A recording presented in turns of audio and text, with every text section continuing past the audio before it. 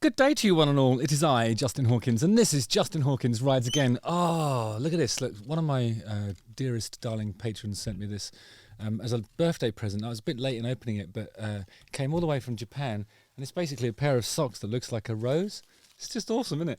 I kind of don't want to wear the socks because it will spoil the arrangement, but yep, that's from Yuri. Lovely stuff. Anyway, enough about all that. These belong to... Doesn't matter. Today I'm talking about... I want to talk about one of my personal icons and some of the headlines following his recent appearance at Glastonbury.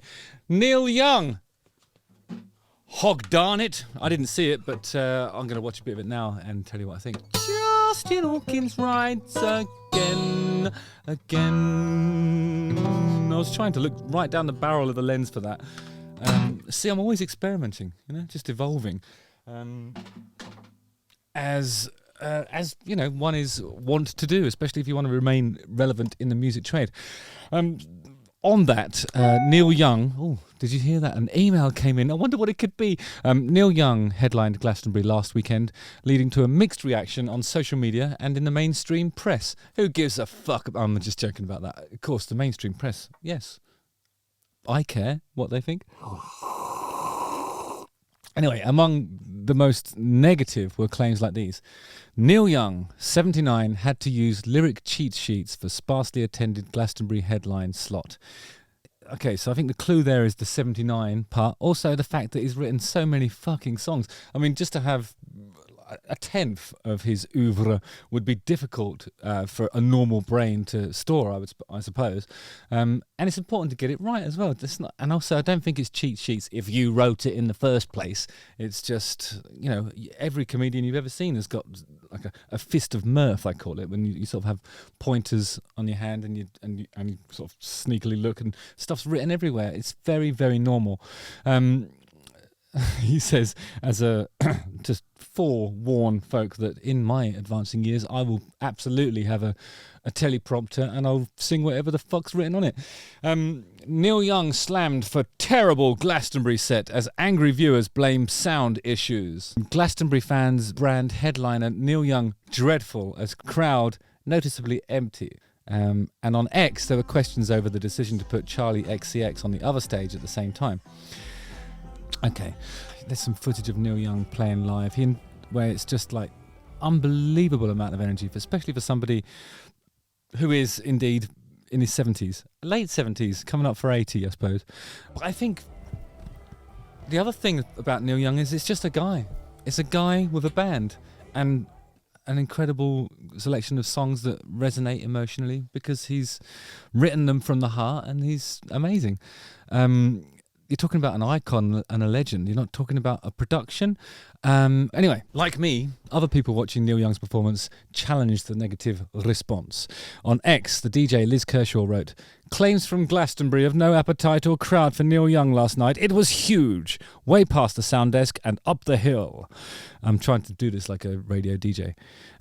And that the sound was crap, bollocks to both. Great, enduring songs, brilliant musicianship, good vibes from just 5 guys. No dancers, gimmicks, or gussets.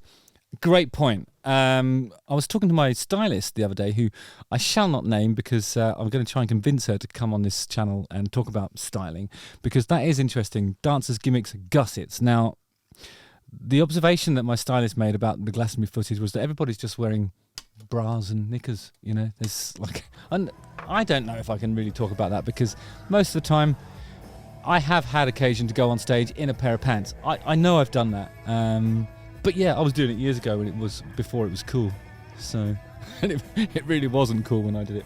First time I did that was in Dublin, actually. I think I combined a pair of underpants with a hat, so beat that, Glastonbury people, I suppose. Similarly, Reggie suggested, "People criticising Neil Young at Glastonbury. He plays loose rock and roll in all its ragged glory, like it's supposed to sound. People's ears have gotten too used to click tracks and auto-tune. Anything that is less than perfect is now seen as crap. Just enjoy a great songwriter." Oh, I couldn't agree with that more. That's absolutely wonderfully put. Listen to anything, for example, that Led Zeppelin recorded throughout their time as Led Zeppelin, and you'll notice that at no point does Robert Plant sing in tune. He's either flat or he's sharp, depending on how excited he is about the line he's singing. It's human. It's fucking amazing. It really is. Separates the grown-ups from the infants, if you'll permit a paraphrased and probably no longer appropriate expression. You know what I'm trying to say. The real people who sing, they glide, and it's about the space in between the notes. It's not just snapping to it. But I don't necessarily think that auto-tune is something that any rock band should ever consider using. If you've got it on your computer, delete it, get rid of it. Unless of course they want to sponsor the channel, in which case auto-tune, the choice of champions, because sometimes you just can't sing in tune. No, I'm only joking. I mean, even not. I just think that there's something a little bit uncanny valley and a little bit too. I find it a bit uncomfortable when stuff's too in tune. I really do. I don't think it should be like that. Singers should sound like human beings. Otherwise, what are we listening to? Robots? Pointless. It's about expression. An individual standing in front of a loud amplifier doing battle with the fact that his instrument is just a piece of wood with some metal on it. It's just Neil Young. I don't know. I think he invented a certain type of approach to rock and roll, and whatever he does now, he's a golden god. And just none of this stuff is justified. This negative stuff is awful. Under the video of the show posted on YouTube, most people showed their support, including Adrian Bray, said, "That's how it's done. New bands watch, listen and learn. Such a seasoned performer. It was just another gig for Neil. I loved his band. I love his band too. Raw and brilliant. Loved it. And his voice is amazing for his age. It's changed very little in 50 odd years." Yeah, he's weird. It's weird how he sort of projects differently to other sort of rock singers from that era. There are two guys who I think have aged really, really well in terms of their voices, and that's Neil Young and of course Glenn Hughes, who remains the greatest rock singer in the world. Neil Young had initially taken issue with Glastonbury when he pulled out even before the full lineup was announced. At the time, he blamed the BBC's involvement, saying, "We were told that the BBC was now a partner in Glastonbury and wanted us to do a lot of things in a way that we were not interested in. It seems Glastonbury is now under corporate control and is not the way I remember it being." He changed his mind, anyway, 2 days later, although the uncertainty over whether his performance would be live streamed continued up to the wire. And as one of my favourite critics, Alexis Petridis, pointed out in his review of the performance, perhaps none of this is a surprise from a man whose online blog is called The Times Contrarian. Alexis concluded, "A man who's been conducting his career according to his own baffling internal logic for the best part of 60 years. Young clearly sees no reason to change his approach as he nears 80. It lends a certain frisson to his Glastonbury appearance. As long-standing fans will tell you, with a mixture of weariness and fond admiration, you never quite know what he's going to do. Although what the floating voters who invariably make up a significant percentage of a Glastonbury audience will think of it is anyone's guess."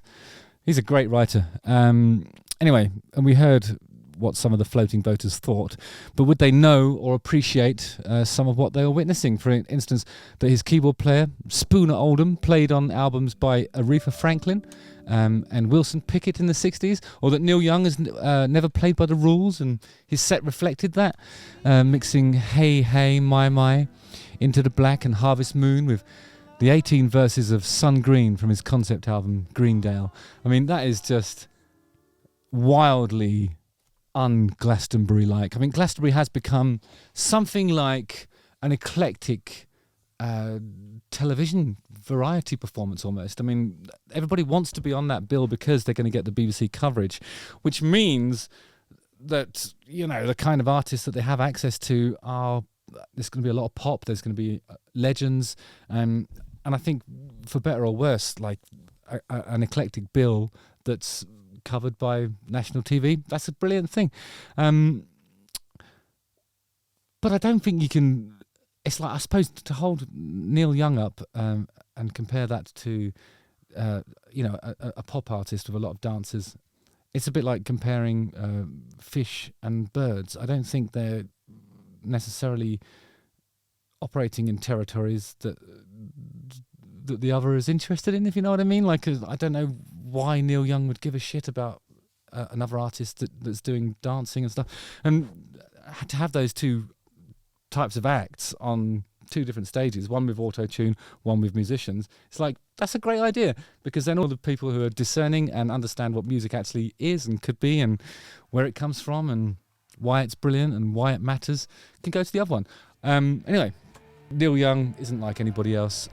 We should cherish and nurture this individual and until he decides to quit, and I don't think he ever will. He's a lifer.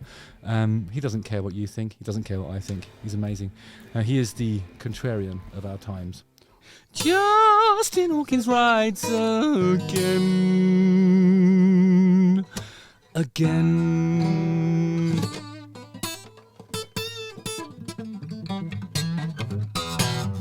Nothing excites me as much as loud rock and roll music.